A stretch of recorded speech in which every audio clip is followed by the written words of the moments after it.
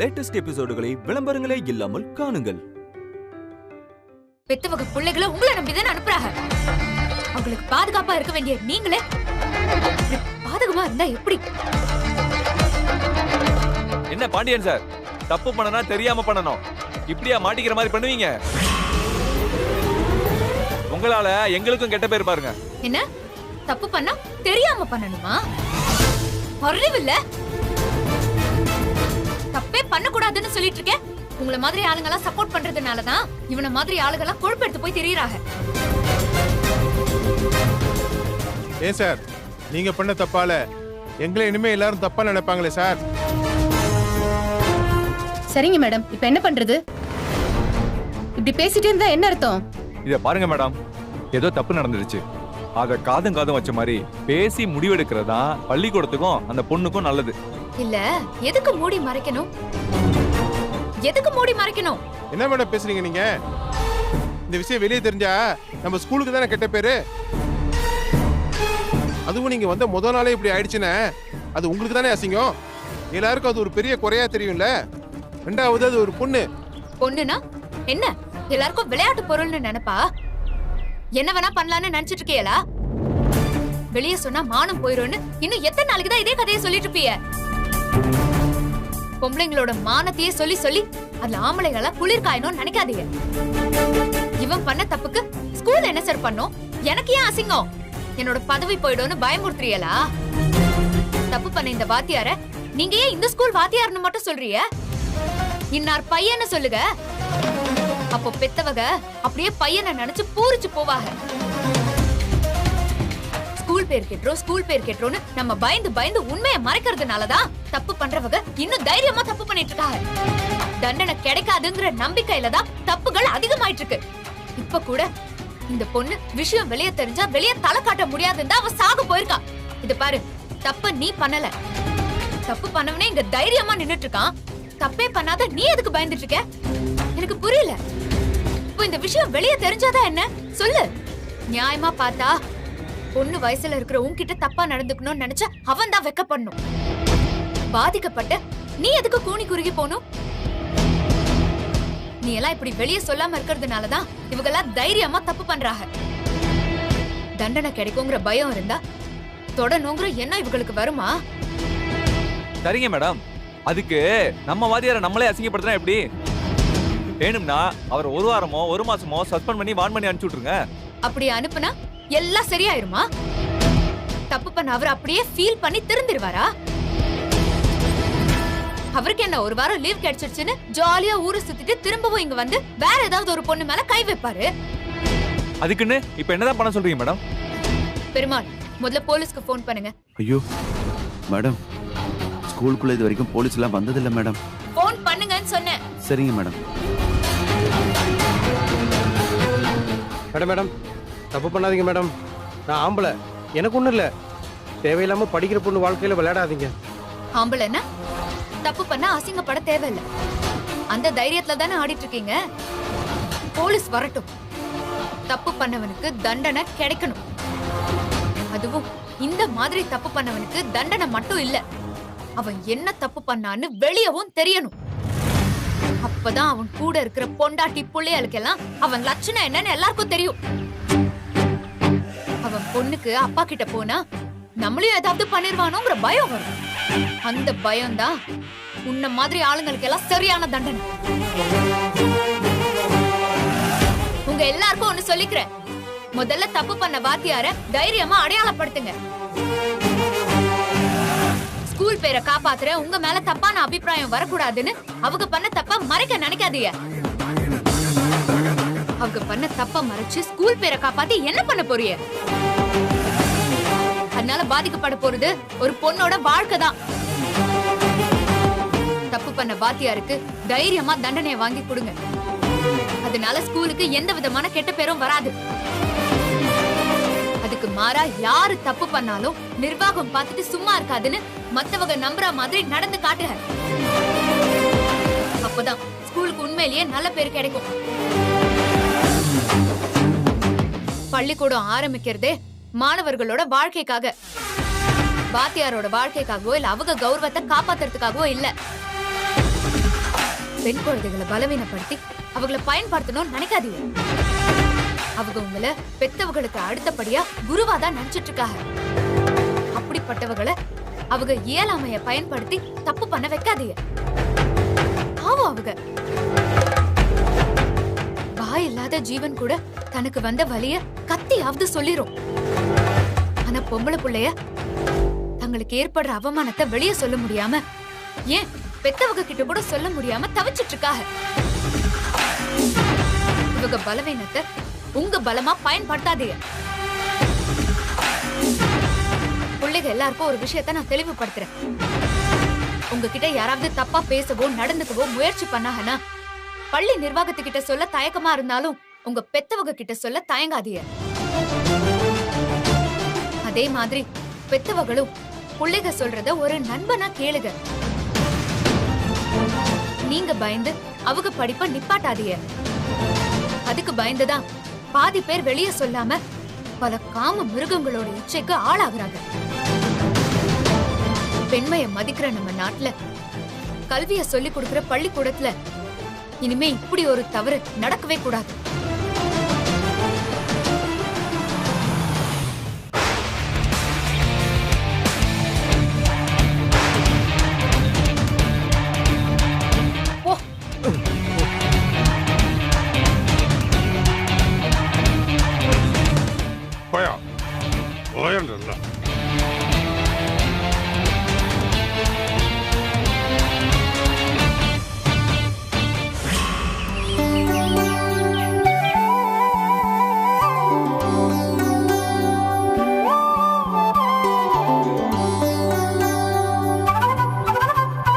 வடிவேலு, ஏ வடிவேலு, வாடா. என்னம்மா? இந்த இதுல உளுந்தங்களி சமைச்சு வச்சிருக்கேன். ஒரு பாட்டில்ல மாங்காய் தொக்கும் பண்ணி வச்சிருக்கேன். உன் பொண்டாட்டிக்கு கொண்டு போய் கொடு. வாயும் வயிறுமா இருக்கிறா. இத சாப்பிட்டா அவ உடம்புக்கு நல்லது, வயித்துல வளர குழந்தைக்கு ரொம்ப நல்லது. மாங்காய் தொக்கு வாய்க்கு ருசியா இருக்கும். என்னைய யோசிக்கிற? கொண்டு போடா. நீயும் வேலை வெட்டி இல்லாம சும்மா தானே இருக்க. இந்த மாதிரி நேரத்துலதான் உன் பொண்டாட்டிக்கு ஆசையா எடுத்துட்டு போனா அவளும் சந்தோஷப்படுவா. இந்த மாதிரி நேரத்துல காசு பணத்தை விட புருஷன் பாசமா இருக்கானான்னு தான் பொண்ணுங்க எதிர்பார்ப்பாங்க. அப்படியே நீயும் அவ பக்கத்துல இருந்த மாதிரி இருக்கும்ல. மா, எந்த முகத்தை வச்சுட்டு அந்த வீட்டுக்கு போறது? அங்க போனாலே அவங்க அப்பங்காரன் வேலை வெட்டி இல்லாதவன் தண்டச்சோறுன்னு சொல்லி அசிங்கப்படுத்திட்டு இருக்காமா. அவர் சொல்றதும் நெசந்தானடா. அதுக்குன்னு பொண்டாட்டிய பாக்க போகலன்னா அவ மேல உனக்கு பாசம் இல்லாம போயிடுச்சுன்னு நினைச்சிட போறாங்க. மா, அங்கதான் அப்படி சொல்றாங்கன்னா நீயே என்னம்மா வேலை வெட்டி இல்லாதவன் சொல்லி அசிங்கப்படுத்திட்டு இருக்க? சரிடா, ஏதோ ஒரு வாய் வார்த்தையில சொல்லிவிட்டேன். உனக்கு ஒரு குழந்தை பிறக்க போற நேரம் நீ பொறுப்பானவனா மாறிடுவ. சரி, கொண்டு போய் கொடுப்போம். சரி சரி, நல்லா பேச கத்துக்கிட்ட. வரேன், உனக்காக தான் போறேன். அதையும் சரி சொல்லிட்டேன். போ. மா, ஆ, உன்கிட்ட ஒரு விஷயம் சொல்லணும். உன் மருமக இன்னைக்கு முத நாள் ஸ்கூலுக்கு போய் என்ன பிரச்சனை இழுத்துட்டு வந்திருக்கான்னு தெரியுமா? பிரச்சனையா? என்னடா சொல்ற?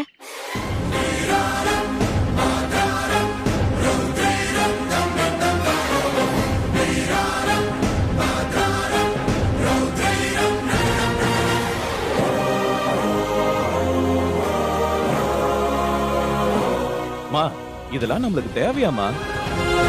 இப்பதான் நம்ம குடும்பத்துல படிப்படியா எல்லாமே சரியாயிட்டு வருதுமா.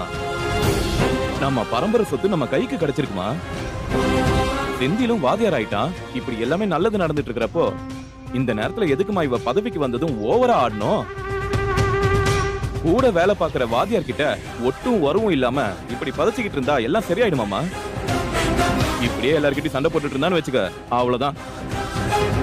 இப்ப பாரு, அவங்க அப்புச்சு கூட பாக்க, கூட பிறந்த தங்கச்சி கூட பாக்க, சித்தப்பா குடும்பம் ஆளுங்க கிட்டயும் பாக்க, இப்படி எல்லார்கிட்டயும் பகைச்சுக்கிட்டே போனா எப்படிதாமா? ஸ்கூலுக்கு போனது நல்லது பண்ண வேண்டியதான், அதுக்குன்னு இப்படியா? எல்லாமே கொஞ்சம் கொஞ்சமா தான் சரி செய்ய முடியும். ஒரே நாள்ல எல்லாத்தையும் செய்ய முடியுமா? இங்க பாருமா, இதெல்லாம் நான் அவங்க மேல இருக்கிற பொறாமைனால சொல்லல, அவங்க மேல இருக்கிற அக்கறையில தான் சொல்றேன். நான் சொன்னா அவங்க எல்லாம் கேட்கலாம் மாட்டாங்க.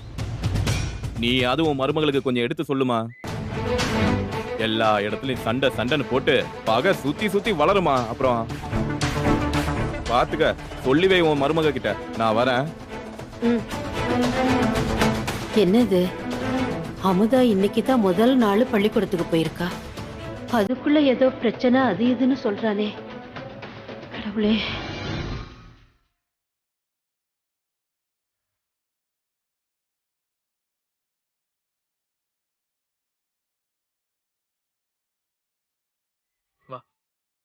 மா, லேசா தலைவலிக்குது, காபி போட்டு கொடுமா.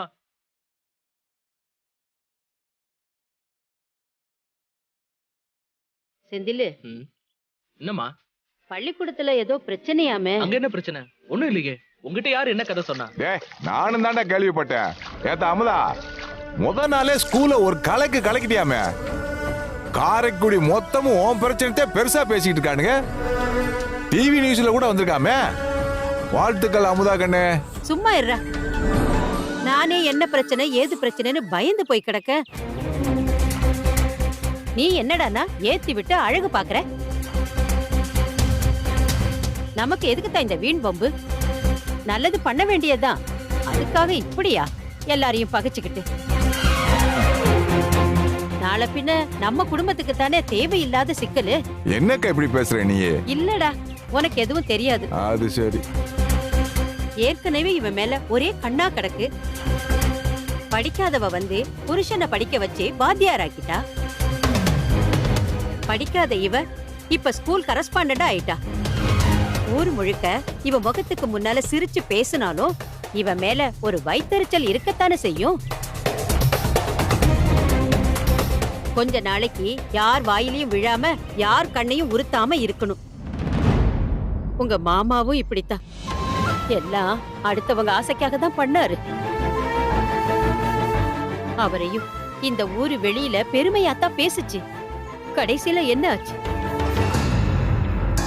நல்லவங்க எல்லாம் அல்பாயுசுல போயிடுவாங்கிறது சரியா போச்சு.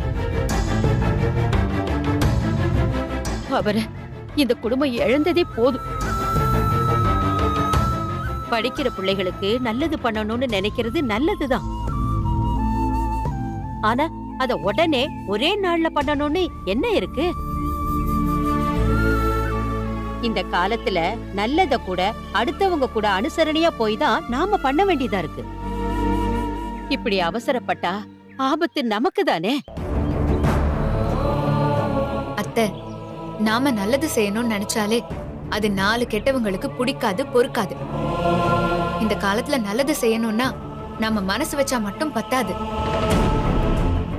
4 கெட்டவங்களை தாண்டிதான் அதை பண்ண வேண்டியது இருக்கு. வாத்தியாருங்கிறது எம்புட்டு மரியாதையான பதவி. அதுல இருந்துகிட்டு படிக்க வர புள்ளைய கிட்ட தப்பா நடந்துக்கிட்டவனை பார்த்து எப்படி அத்த சும்மா இருக்க முடியும்? அதான் அவனை 4 சாத்தி போலீஸ்ல ஒப்படைச்சிட்டேன். அவனை அடிச்சதோட விட்டனேன்னு சந்தோஷப்படுங்க. இதெல்லாம் கேட்கும் போது எனக்கு ஒரு மாதிரியா இருக்கே. ஏப்பா செந்திலு, என்னப்பா இது? இதையெல்லாம் என்னன்னு கேட்க மாட்டியா? யாராவது முதல்லயே போலீஸ்ல சொல்லி விவகாரத்தை சுலபமா முடிச்சிருக்கலாம்ல. எதுக்கு இவ அடிச்சு தேவையில்லாத வம்பு நம்ம மேல திரும்பணும்? அத்தை, எதுக்கு இப்படி பயப்படுறிய? என் கல்யாணத்துல நடந்த பிரச்சனை உங்களுக்கு நல்லாவே தெரியும். நான் மட்டும் அந்த நிலைமையில கண்ணு கசக்கிட்டு நின்னு இருந்தா, என் குடும்பத்தை தூக்கி போட்டு வராம இருந்திருந்தா எல்லாம் சரியா இருக்குமா? நாம ஒரு விஷயத்த பொறுப்பா எடுத்து பண்றோம்னா அதுல கஷ்டம் எல்லாம் இருக்கும், போராட்டமும் இருக்கும். எல்லாத்தையும் தாண்டிதான் அந்த பொறுப்பை நம்ம செஞ்சு முடிக்கணும் அத்தை. காசு பணத்துக்காக பதவிக்கு வரவங்க எல்லாத்தையும் அனுசரிச்சு போகலாம். அவங்களுக்கு இந்த பொறுப்பு ரொம்ப சுலபமா கூட இருக்கலாம். ஆனா நாம நல்லது பண்ணதான் வந்திருக்கோம். ஏற்கனவே இந்த பள்ளிக்கூடத்துல பல பிரச்சனைகள் இருக்கு. எல்லாத்தையும் சரி பண்ணதானே நம்ம வந்திருக்கோம். நீங்க ஒன்னும் பயப்படாதீங்க. எனக்கு எந்த பிரச்சனையும் வராது. நான் எது பண்ணாலும் என் மாமா என் கூட துணையா இருப்பாரு. அது இல்லத்தா அத்தை, நீங்க என்ன சொன்னாலும் இந்த விஷயத்துல அதை ஏத்துக்க என் மனசு ஒத்துக்கல. நீங்க வீணா பயப்படாதீங்க. என் மனசை மாத்தணும்னு நினைக்காதீங்க. அதா என்னடா உன் பொண்டாட்டி இப்படி சொல்லிட்டு போறா? அம்மா, அவ கரெக்டா தானே பேசுறா. இல்லடா, இப்ப பேசுனது நம்ம அமுதாவா? நாற்காலி வந்ததுக்கு அப்புறம் இவ பேச்சு ஒரு மாதிரியா இருக்கே. அக்கா எல்லாத்துக்கும் பயந்துகிட்டு இருந்தா இந்த நிலைமைக்கு வந்திருக்க முடியுமா? அவ தைரியமான பொண்ணு, சரியான பாதையில தான் போயிட்டு இருக்கா. நீ குழப்பி விட்டுறாத, பயப்படாத. உன் மருமகளை அப்படியெல்லாம் விட்டுற மாட்டா. போ. மாப்பிள, என்னடா பேசாம இருக்க? நம்ம அமுதா பொண்ணு செஞ்ச காரியம் கரெக்டான விஷயம். ஆமா மாமா, நான் இதை சுத்தமா எதிர்பார்க்கவே இல்லடா. நான் கூட எதிர்பார்க்கவே இல்ல, அசந்து போயிட்டேன். ஆமா, உன் வேலையெல்லாம் எப்படி போயிட்டு இருக்கு? அதெல்லாம் பிரச்சனை இல்ல, நான் பேசிக்கிறேன். சரி, நான் கூப்பிடுறேன். என்ன கரஸ்பாண்டன்ட் மேடம், ஹால்ல உட்காந்து சாப்பிடுறதானே வழக்கம். இன்னைக்கு என்ன ரூம்குள்ள வந்து சாப்பிடுறீங்க? அது ஒண்ணும் இல்ல வாத்தி, புருஷ முகத்தை பார்த்துட்டே சாப்பிட்டா 2 இட்லி ஆசையில கூட சாப்பிடலாம்ல. என்ன வாத்தி, பக்கத்துல உட்கார்ந்து ரொமான்டிக்கா பேசினா இப்படி வெடுக்குன முகத்தை திருப்புறிய? போதும்டா சாமி, உங்க பொங்கச்சோறும் வேணாம், பூசாரித்தனமும் வேணாம். நீங்க ரொமான்ஸா பாக்குறாப்புல என்னை ஏத்தி விட்டுட்டு அப்புறம் கழுத்துல மாலைய போட்டு கோவில் கோலம்னு அனுப்பிடுவீங்க, அதானே? இந்த கதையே வேணாம், சும்மா சும்மா சிக்கு வேணா. கடைசி வரைக்கும் நான் ஒரு ஆஞ்சநேயம் பக்தனாவே இருந்துட்டு போறேன். ஆளை விடுங்கடா சாமி. என்ன வாத்தி, நம்பிக்கைய கைவிட்டுட்டா எப்படி? காலேஜ் படிக்க 3 வருஷம் கஷ்டப்பட்டியல, பிஎட் படிக்க 2 வருஷம் கஷ்டப்பட்டியல. அதே மாதிரிதான் வாழ்க்கையில சில முக்கியமான விஷயம் கிடைக்கணும்னா கொஞ்சம் கஷ்டப்படணும். அம்புட்டு சுலபமா கிடைச்சிருமா? அதுக்குன்னு நம்பிக்கைய மட்டும் என்னைக்குமே கைவிட்ட கூடாது. அந்த விஷயம் நமக்கு கிடைக்கிற வரைக்கும் போராடணும். விடாமுயற்சி விஸ்வரூப வெற்றி. மனச தளர விடக்கூடாது வாத்தி, சரியா? சாப்பிடு. ஏய், என்னாச்சு என்னாச்சு? ஒண்ணும் இல்ல. எங்க காட்டு. ஒண்ணும் இல்ல.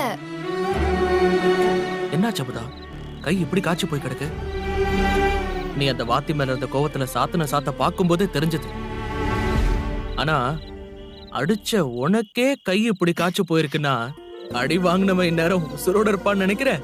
ஹலோ, என்ன வாத்தி, என்ன பார்த்தா கிண்டலா தெரியுதா? இல்ல மேடம். அப்புறம் என்ன பார்த்தா அத்தை சொன்ன மாதிரி பயமா இருக்கா? அதெல்லாம் இல்ல. இல்ல, உங்களை விட உசந்த பதவிக்கு போயிட்டேனேன்னு பொறாமையா இருக்கா? அமைதியாவே இருக்கியா? எனக்கு ஒண்ணு நினைச்சா பெருமையா இருக்கு, எனக்கு ஒண்ணு நினைச்சா மரியாதையா இருக்கு. உன் மேல இருக்கிற காதல் வர வர ஜாஸ்தி ஆயிட்டே போகுது. எப்பவுமே அன்பா உன் மேல ஒரு காதல் இருக்கும். ஆனா இப்போ உன் மேல வர காதல், உன் மேல இருக்க மதிப்புல வர காதல், உன் மேல இருக்க மரியாதையில வர காதல். என்ன வாத்தி, பேச்செல்லாம் ரொம்ப அருமையா இருக்கே. இன்னும் சில விஷயங்களை வார்த்தையில எல்லாம் சொல்ல முடியாது. வார்த்தையால சொல்ல முடியாதுன்னா வேற எப்படி சொல்லுவீங்க?